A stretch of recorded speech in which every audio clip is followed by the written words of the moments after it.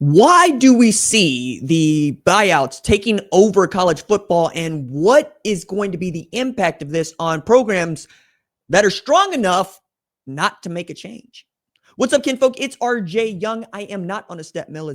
If this is your first time watching Adapt and Respond, thank you for joining us here. We talk college football year round. If you're into that, hit that subscribe button, like this video, and answer the question in the comments below. Do you think that the rich will get even richer given the chaos that we have seen in the coaching carousel and the enormous buyout money that is being doled out? Because I think it's an unintended consequence of the name, image, and likeness era. And it is also about the state of the business of college football. By now, even the folks on Mars living underneath that rock know that Penn State fired head coach James Franklin. They're going to dole out $49 million to him if he does not take another coaching job. But he's probably going to take another job. As he said last week on game day, he can't wait to coach again. But he is joined by more coaches than we expected, especially from the Power Four, who have been relieved of their duties and been bought out of their contracts. $15 million for Mike Gundy, for instance. Billy Napier at Florida. We keep going down the line. Brent Pry at Virginia Tech. Like Deshaun Foster at UCLA. And we're seeing this in part because of how the sport has evolved to paying players. Okay? Saban has said it's unfair that Franklin got fired after his program got off to a 3-3 start with losses that include 0-4 UCLA, middling Northwestern, right? And of course, a top-ranked Oregon. But I tend to look at this and say, yo, bro, that's what the sport is. That's what it is. That's why you got up and left. Like, I'm not really interested in taking this on from Nick Saban, because Nick Saban got up out of his seat because he knew that this was coming down the line. He didn't want to deal with it. And now he is saying it's unfair to everybody. He's saying pay for play is unfair to players, is unfair to coaches. It's the way that it is. Like, this is really just what the sport is. And I don't enjoy talking about the Pollyanna-ish nature of what you want college football to be, because it's not. Play it as it lies. Like that's a golf term, but I play poker. I play dominoes. Sometimes you get a crappy hand. Sometimes you get 4 doubles. Sometimes you get slop, but you have to play through the hand, and you got to play the hand that you're dealt. Means you take the world as it is. That's the reason I started playing these games, right? That's the reason that I needed to figure it out. I always say when the world is at its most chaotic, I'm at my best. You want me when the chaos is there. I'm not good in peacetime. I'm a wartime guy. That's just what it is. And this is a wartime in college football.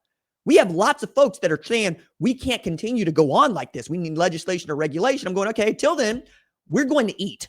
And that's what Ohio State, Michigan, Texas, et al. Are doing. Indiana is a great example of this. And yes, Indiana has made it really difficult for places like Penn State or Wisconsin to have their head coaches and have crappy seasons, when you know the transfer portal allows you to turn this around quick, fast, in a hurry. A little bit of money goes a long way. And if you hire the right guy, you'll make your money back.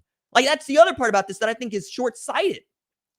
You've seen by now a statistic about the Dodgers, who are going to play in the World Series against the Blue Jays, that the $700 million that they paid out to Shohei Ohtani, they've already made back that salary and in deals that they made all across the world. You can do that in college football. It is a high leverage, high risk sport. The money goes up, the money goes down. You can be bankrupt, you can be all up. It depends on how good you are at playing the game. You know, like it's not gambling for me. That's not what it is.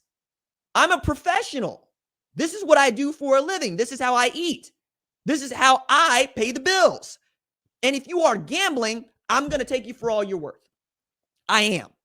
And that's where I think that this is really getting on my nerves, because I'm watching Ohio State, who looked at this and said, wait, we can just pay the players that we need and want? Cool, we'll do that. And at the time, $20 million seemed like an enormous amount of money to be paying out to a college football roster. And then they won the friggin' national championship. Look at the payroll at Indiana. Look at the payroll at Texas. Look at the payroll at Michigan. And instead of being sheepish or embarrassed about how much money you're paying out, Texas Tech, embrace it. Embrace it. This is part of the sport now. These are the rules. If you think that the Wild West is unfair, you would not have survived it. If you don't want to be a part of it, get out. That's fine. It's okay. But we're not going to make it easier and simpler because it offends your basic sensibilities. This is the sport. When we started paying other people, like, conferences and their membership, it's fine. But when the money gets so long that we got to have some moving and shaking at the top, if it ain't getting better and you don't like it that people are getting fired, I'm sorry. I can't pour one out for a guy that's getting paid $49 million to go mow his lawn. Matter of fact, some of y'all need to go into the lawn sharpening business. Get into some landscaping auxiliary businesses here, man. Charlie Weiss got up and left, took his money and went. You know what I mean? Like, you can do that. That's okay. That's fine. Or you can take a step down. Jeff Hafley said, I'm not coaching at Boston College anymore. I'm not doing the thing I love. So he took a job as defensive coordinator of Green Bay Packers. Chip Kelly didn't want to be the head coach at UCLA anymore. So he took a job as the offensive coordinator at Ohio State and now an offensive coordinator at Las Vegas for the Raiders. They sorry, but he's still getting paid. I'm getting in my feelings about this because there are degular Americans who love this sport, who throw their money at this sport on Saturdays because it means so much to them because it's like family. And they ain't got no $1 million. They ain't got no six-figure incomes to be pouring out. And yet and still, we have folks that are getting mad because a millionaire several times over got fired, but also gets to walk out with millions of dollars. Meanwhile, the programs that have enough truck and stuck are going to get even better. Ryan Day, Steve Sarkisian, Kirby Smart, these entrenched head coaches that are figuring it out. Dabo Swinney still gets an opportunity to figure it out. That's a great example there. I don't think that anybody should buy out Dabo Swinney because you put Dabo Swinney at Penn State, you might have a problem, Big Ten. Like, that man has done so much with Clemson. Given the resources that are available at Penn State, you might have a different conversation altogether, right? However, Clemson would like to see him dig his way out. And there might come a time when it is unsustainable for him to be there. And we might be approaching it, right? I might be wrong about this, but I don't think I am. I think that you stick with the guy. I think that as people are making it in vogue to trade out coaches, zag. They're zigging, zag. Stay put. Figure it out. Build a system within your house that is sustainable. And then go conquer the world. That's all you got to do. Have some wherewithal. Have some backbone. Figure it the frig out. My goodness. Getting soft around here.